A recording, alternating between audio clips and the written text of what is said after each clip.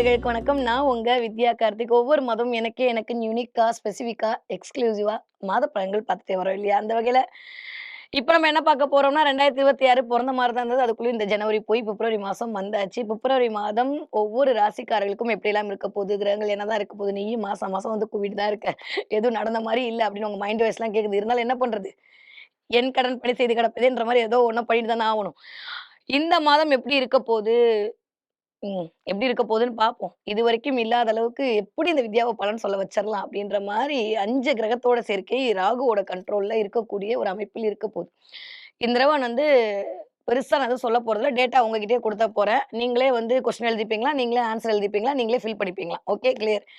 ஏன்னா, அ இருக்கறதுலயே ஒவ்வொரு பிளானட்டோட ஒவ்வொரு பிளானட் அப்படியே வலிமை, வலிமை, வலிமைன்லாம் பார்த்துட்டு வந்தா, த மோஸ்ட் பவர்ஃபுல் பிளானட் எது அப்படின்னு பார்த்தா ராகு தான். இல்லையா? அது பிளானட்டே கிடையாது. அது ஒரு சாயா கிரகம். எல்லா கிரகத்தையும் தன்வயப்படுத்தக்கூடிய ஒரு காரணி அதுகிட்ட இருக்கு அப்படின்ற மாரிலாம் நம்மளுடைய ஜோதிட நூல்கள்லாம் சொல்லிட்டே இருக்கு. அது உண்மையும் கூட. அந்த மாரி இந்த தடவ இதுவரைக்கும் இல்லாத அளவுக்கு இந்த 1 மாதம் யாராக இருந்தாலும் சரி, நீங்க என்னதான் வித்யா வந்து கமெண்ட்ல கழுவி ஊத்துனாலும் சரி, ரியாலிட்டி என்னவோ உண்மைய உரக்கச் சொல்ல வேண்டும்ன்ற அமைப்புல உங்களுடைய சுய ஜாதகத்துல, நட்டல் ஹாரோஸ்கோப்ல ராகுவோட பொசிஷன் எப்படி இருக்கோ, அதற்கு வீடு குடுத்தவர் எப்படி இருக்காரோ, அவரு யாருடைய பார்வையில் இருக்காரோ, அவரு என்ன பரிவர்த்தனை வாங்கியிருக்காரோ, அதை தாண்டி தான் உங்களுடைய பலன்களும், உங்களுக்கான நிகழ்வுகளும் இந்த தடவ நடப்பதற்கு காத்திருக்கிறது அப்படின்னு தான் சொல்லணும். ஏன்னா கிட்டத்தட்ட 4 கிரகமா ஒரு இடத்துல இருந்து, ஒரு மாரி சூப்பரா இருந்தது ஆக்சுவலி. இந்த பக்கம் வந்து என்னதான் குரு வக்ரமானாலும் தன்னுடைய பார்வைய குடுத்துட்டே இருந்தாரு. ஆல்மோஸ்ட் ஆரம்பிக்கும்போதே ஹேப்பி நியூ இயர் எல்லாருக்குமே ரொம்ப நல்லா இருந்தது. ஜூன் மாதத்துக்கு அப்புறம் எல்லா ராசிக்காரர்களுக்கும் அல்டிமேட்டா இருக்கு. ஏன்னா, குரு வந்து தன்னுடைய உச்சஸ்தானத்தை நோக்கி அமரும்போது, எல்லா ராசிக்காரர்களுக்கும் மிகச்சரியான ராஜயோகத்த தான் குடுக்க தான் போறாரு. பட் மீன்வைல் என்னென்ன சின்ன சின்ன மாற்றங்கள் நிகழப்போகுதுன்னு பார்க்கறதுக்காக தான் நம்ம வந்து மாத பலன்கள் பார்த்துட்டு இருக்கோம் இல்லையா? அந்த வகையில இந்த தடவ 2 விதமான நிகழ்வுகள் எல்லா ராசிக்காரர்களுக்கும் நடக்கப் போகுது. ஏன்னா சூரியன் அடிப்படையா வைத்து அதனுடைய அமைப்பு அப்படின்றது ஒண்ணு இருக்கு. ஸோ முதல் 14 நாட்கள் ஒரு மாரியான தன்மையும், அடுத்த ஒரு 16 நாட்கள் ஒரு மாரியான தன்மையும் நிகழ காத்திருக்கிறது. ஓகே. ஆனா அதுக்கு முன்னாடியே பார்த்தீங்கன்னா, பிளானட்டரி பொசிஷன்லாம் ஒரு தடவ செக் பண்ணிக்குவோம். ஆல்மோஸ்ட் அப்படியே இதுவரைக்கும் நான் சூரியனோட உட்கார்ந்தாச்சு, நான் சுக்கிரனோட உட்கார்ந்தாச்சு, என்ன விடுங்கப்பா அப்படின்ற மாரி புதன் ஃபர்ஸ்ட் ஆளா நான் வரேன் அப்படின்ற மாரி ராகு பிடியில போய் மாட்டப் போறாரு. பிப்ரவரி மாசம் 3ஆம் தேதியே புதனோட டிரான்சிட் இந்த தடவ நிகழ காத்திருக்கிறது. ஓகே. நானும் வந்துட்டேன் மச்சான் அப்படின்ற மாரி சுக்கிரன் அப்படியே பின்னாடி ஒரு 6ஆம் தேதி கிளம்பி புதனோட சேர்ந்து காலபுருஷனுடைய 11ஆம் வீடான கும்ப வீட்டில் ராகுவோடு இணைய காத்திருக்கிறார். ஓகே. அதுக்கப்புறம் இந்த நானும் வரேன். என்ன பண்றது அப்படின்னு 13ஆம் தேதியே இந்த தடவ என்ன பண்ண போறாருன்னா, சூரியன் தன்னுடைய நகர்வை ராகுவோடு சேர்ந்து பயணிக்க தயாராக போறார். ஓகே. ஆனா செவ்வாய்லாம் அப்படி இல்ல. நான் ஆட்சி பலம் வாங்கினது வாங்கினது தான். என்னால்லாம் அப்படிலாம் மாத்த முடியாது அப்படின்ற மாரி 23ஆம் தேதி வரைக்கும் செவ்வாய் வந்து மகர வீட்டில் உச்ச செவ்வாயாக அருள்பாவி. எனக்கு அந்த ஒரே ஒரு விஷயம் மட்டும் இப்போதைக்கு அப்பாடின்னு ஒரு மூச்சு விட்டுக்குற தன்மையா இருக்கு. எல்லா ராசிக்காரர்களுக்கும். அதனால ஒண்ணும் பெரிய நெகட்டிவா இல்ல. மத்தபடி அப்படியே இந்த மாதம் முழுமையும் ஒரு 4 கிரக சேர்க்கை ராகுவோடு சேர்ந்து 5 சேர்க்கையாக அங்கிருந்து குருவோட பார்வையில் இருக்கக்கூடிய தன்மையில் இந்த பிப்ரவரி மாதம் ஒவ்வொருவருக்கும் இயங்க காத்திருக்கிறது. கிளியர்?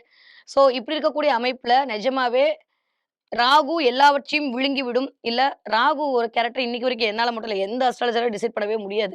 பழனை சொல்ல பாம்பை பிடின்னு சொல்லுவாங்க. இவ்ளோ பெரிய லென்த் இன்ட்ரோ தேவையானா, கண்டிப்பா இந்த இன்ட்ரோ பார்த்தா தான் அடுத்து நான் சொல்லக்கூடிய பலனே உங்களுக்கு இந்த மாசம் புரியும். அதனால ராகு பொறுத்தவரைக்கும் உங்களுடைய ஜனனகால ஜாதகத்தில் ராகுவோட பொசிஷன் எப்படி இருக்கோ, அதுக்கு தகுந்த மாரி தான் இப்ப இந்த கோச்சார கிரகத்திற்கு அந்த ஜனனகால ராகுவுடைய அ இம்பாக்ட் எப்படி இருக்கு? அது 6, 8ல மறையாம இருக்கா? இல்ல அதோட சேர்ற பிளானட் உங்களுடைய ஜாதகத்துல எப்படி இருக்குன்ற அமைப்பை பொறுத்து தான் நிகழ காத்திருக்கிறது. ஏன்னா, அது ஒரு சாயா கிரகம், ஒரு நிழல் கிரகம். அதற்கான ஒரு தனியான தன்மை என்பது இல்ல. அது இருக்கிற இடத்த அப்பயே ஆக்குபை பண்ணிக்கும். அப்ப புதனோட சேர்ந்த ராகு தான் பயங்கரமான புத்தி கூர்மையை குடுக்கும். அதே சமயம் புதனோட சேர்ந்த ராகு தான் உங்கள ஸ்மக்லிங்லயும் மாட்டி விடும். கிளியர்? புதனோட சேர்ந்த சுக்கிரன் ஒரு மாரி தன்மைய குடுத்தாலும், இந்த ராகுவோட சேர்ந்த சுக்கிரன் இருந்தா தான் அப்படியே ஜாலியா ஜில்கானாவா இருக்க முடியும். புரிஞ்சுச்சுல்ல? ஓகே. அதே ராகு, சுக்கிரன் சேர்ந்தா தான் கொண்டு போய் வேற மாரியான பிரச்சனைக்குள்ளும் உங்களை உருவாக்கி குடுக்கும். அப்ப இந்த ராகு நல்லத பண்ணுவாரா? கெட்டத பண்ணுவாரா? அப்படின்றத இந்த நிமிஷம் வரைக்கும் யாராலயும் தீர்மானம் பண்ணல. ஒரு தடவ மனசு சந்தோஷப்பட்டுக்கலாம். என்னன்னா, அங்கிருந்து குருவோட பார்வையில இருக்கறனால ரொம்ப கொஞ்சம் சமத்து பையனா தான் ராகு இருக்க போறாரு. கெட்டதெல்லாம் பண்ற மாரி எனக்கு தெரியல. என்னதான் சேட்டை பண்ற புள்ளைய டீச்சர்ல ஹெட் மாஸ்டர் பார்க்கும்போது அப்படியே கொஞ்சம் பயந்து அப்படியே கம்மி பண்ணிக்குமோ, அந்த மாரி இந்த தடவ குரு பார்வையில இருக்கக்கூடிய ராகு ஓரளவுக்கு நெகட்டிவ் அப்படி வெளிப்படுத்தாம எல்லா ராசிக்காரர்களுக்கும் பாசிட்டிவ் மட்டும் தான் குடுக்க போறார். சரி வாங்க பார்க்கலாம். ஒவ்வொரு ராசிக்காரர்களும் அவர்களுடைய அடிப்படையில் எப்படியெல்லாம் இருக்கு இந்த மாதம் இருக்க போகுது அப்படின்னு பார்த்தோம்னா,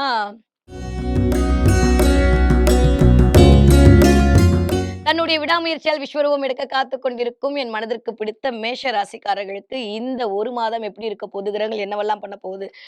என்னதான் நடக்க போகுது அப்படின்னா, பெருசா நெகட்டிவா ஒண்ணும் இல்ல. என்னதான் 5 கிரகம் ஒரு இடத்துல சேர்ந்தா என்ன? 6 கிரகம் ஒரு இடத்துல சேர்ந்தா என்ன? நம்ம காட்டுல மழை தான். ராசிநாதன் உச்சமடைந்திருக்கார். அத தாண்டி வேற என்ன வேணும் மேஷ ராசிக்காரர்களுக்கு? தலைமைத்துவம் அதிகரிக்க போகுது. எப்பயுமே சொல்ல மாரி ராசிநாதனுடைய அமைப்பு மட்டும் நல்லா நம்ம ஸ்ட்ராங்கா இருந்துட்டா போதுங்க. யார் என்ன ஷேக் பண்ணாலும் நம்ம வந்து ஆடவே மாட்டோம் இல்லையா? நீங்க எவ்வளோ கமெண்ட்ல போடுறீங்க. நான்லாம் ஆடுறேன். நான் அடுத்த மாசம் வந்து பலன் குடுக்கல. அந்த மாரி தான். செவ்வாய் ஸ்ட்ராங்கா இருக்கும்போது யாராலயும் ஒண்ணும் பண்ண முடியாது. மேஷ ராசிக்காரர்களுக்கு முதல் 23 நாட்கள் அவங்க காட்டுல மழை தான். ஆனா 3ஆம் வீட்டு அதிபதி, 6ஆம் வீட்டு அதிபதின்னு சொல்லக்கூடிய மிஸ்டர் புதன் போய் ராகுவோடு இணையப் போகிறார். இத எப்படி எக்ஸ்ப்ளைன் பண்றது அப்டின்னா, உங்களுடைய ஜனனகால ஜாதகத்தில் ராகுவோட பொசிஷன் எப்படி இருக்குன்றது ஒரு முக்கியமான ஒரு விடயமா இந்த தடவ கருதப்படுது. ஆல்மோஸ்ட் எனக்கு தெரிஞ்சு 3ஆம் வீடு அப்படின்னு சொல்லும்போது, என்னதான் வெற்றி ஸ்தானம், விஜயஸ்தானம், சீக்ரெட் உங்களுக்கு மட்டும் சொல்லித் தரேன். காசிப் பேசுறதெல்லாம் 3ஆம் இடம். டிராவல் பண்றதெல்லாம் 3ஆம் இடம். ஷார்ட் டிராவல் பண்றதெல்லாம் 3ஆம் இடம். 1 மணி நேரத்துல போயிட்டு வரேன், 2 மணி நேரத்துல போயிட்டு வரேன், 5 மணி நேரத்துல போயிட்டு வரேன். இதெல்லாம் 3ஆம் இடம். தைரிய, வீரிய, விஜயஸ்தானம் அதெல்லாம் இருக்கட்டும். வெற்றி ஸ்தானம் அதெல்லாம் இருக்கட்டும். கம்யூனிகேஷன் அது 3ஆம் இடம். டேட்டா கலெக்ட் பண்ணி வைப்பீங்கல்ல, ஒரு ஒரு ஒரு விஷயம் கலெக்ட் பண்றீங்கல்ல, அதெல்லாம் உங்களுடைய 3ஆம் இடம். நீங்க யாருன்னு ப்ரூவ் பண்றதுக்கு சில அப்படி காட்டுவீங்கல்ல, உங்களை எடுத்து நிரூபிப்பீர்கள்ல, அதெல்லாம் 3ஆம் இடம். அப்ப இந்த இடத்துல வந்து ராகு இருக்கும்போது, நான் ஃபர்ஸ்ட்டே சொல்லிட்டேன். ராகு குடுத்தால் எவர் தடுப்பார்ன்னு இருக்கு. சனியை போல் ராகு வேலை செய்வார் இல்லையா? அப்ப ராகு வந்து அ பிரம்மாண்டம் இஸ் ஈக்குவல் டூ ராகு, பேராசை இஸ் ஈக்குவல் டூ ராகு. புரிஞ்சிருச்சுல? அப்ப ராகு என்ன பண்ணுவாருன்னு யாருக்குமே தெரியாது. எனக்கு தெரிந்து மீனாட்சி புண்ணியத்துல எல்லாருக்குமே நல்லது தான் பண்ண போறாரு. குருவோட பார்வையில இருக்கனால, அதனால பெருசா கவலைப்பட்டுக்க வேணாம். அப்ப மேஷராசிக்காரர்கள பொறுத்தவரைக்கும் இந்த தடவ உங்கள பத்தி நெறைய பேர் காசிப் பேசுவாங்க. இல்ல நீங்க நெறைய பேர பத்தி காசிப் பேச வேண்டிய சூழல் வந்துரும். தெய்வங்களா வாய்க்கு ஜிப்லாக் போட்டுக்கோங்க. இல்லாட்டி சாதாரணமா தான் பேசியிருப்பீங்க. அத வீடியோ எடுத்து ட்ரோல் பண்ணி, அத வந்து மெயில் பண்ணி உங்கள வேல விட்டு அனுப்புற அளவுக்கு எல்லா லீலைகளையும் செவ்வனே ராகு செய்றாரோ இல்லையோ, கூட இருக்கிறவன் செஞ்சுருவான். ஏன்னா 3ஆம் வீட்டுக்கும், 6ஆம் வீட்டுக்கும் உடையப்பட்டவர் தான் புதன். புதன் நம்மளுக்கு மாரகாதிபதி. இந்த மாரி ரொம்ப டெக்னிக்கா பேசினா நீங்க டென்ஷன் ஆயிடுவீங்க. புதன் நம்மளுக்கு இப்போதைக்கு பாசிட்டிவா இல்ல. அதனால அவர வச்சு நம்ம வந்து அதே மாரி கொஞ்சம் காதல், கவிதை இதெல்லாம் கொஞ்சம் கவனமாக இருக்க வேண்டிய காலகட்டம். எடுத்தோனே பாசிட்டிவா சொல்லுவீங்கன்னு வித்யா மேம்ட்ட வந்தா, நீங்களும் இப்படி ஆரம்பிக்கிறீங்கன்னா, என்ன பண்றது? எனக்கும் பாசிட்டிவா சொல்லணும்னு ஆசை தான். நெகட்டிவா சொல்லி அது நடக்காம போய் நீங்க என்ன திட்டினாலும் பரவால்ல. பாசிட்டிவா சொல்லி அது நடக்கலன்னு வச்சுக்கோங்களேன், எனக்கு ஆயுசுக்கும் உறுத்தும்ல.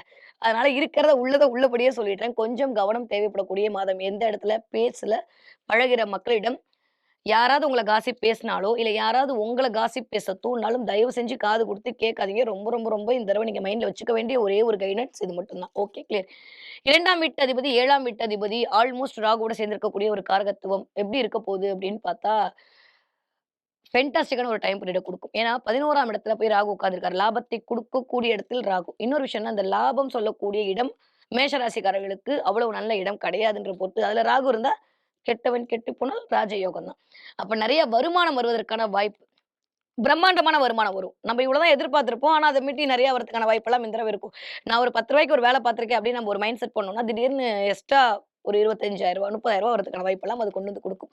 அப்ப இந்த தடவ மேஷராசிக்காரர்களுக்கு எதிர்பார்த்ததை விட அதிக லாபம் வருவதற்கான வாய்ப்பை அங்க இருக்கக்கூடிய சுக்கிரனோடு இணைந்திருக்கக்கூடிய ராகு செய்ய போறார். 6ஆம் தேதிக்கு மேலேயே ரொம்ப, ரொம்ப டைம் பீரியட் நல்லா இருக்கு. இதுவரைக்கும் இல்லாத அளவுக்கு மேஷராசிக்காரர்களுக்கு ஒரு செல்ஃப் கான்ஃபிடென்ட் இயல்பாவே மேஷம்னா கான்ஃபிடென்ட் தான். என்ன யோசிக்காம செஞ்சுட்டு அப்புறம் யோசிப்பீங்கல்ல, இந்த தடவ கொஞ்சம் யோசிச்சு, யோசிச்சு நீங்க செய்யற மாரியான சினாரியோவ கிரியேட் பண்ணி குடுக்க போறாரு. கிளியர்?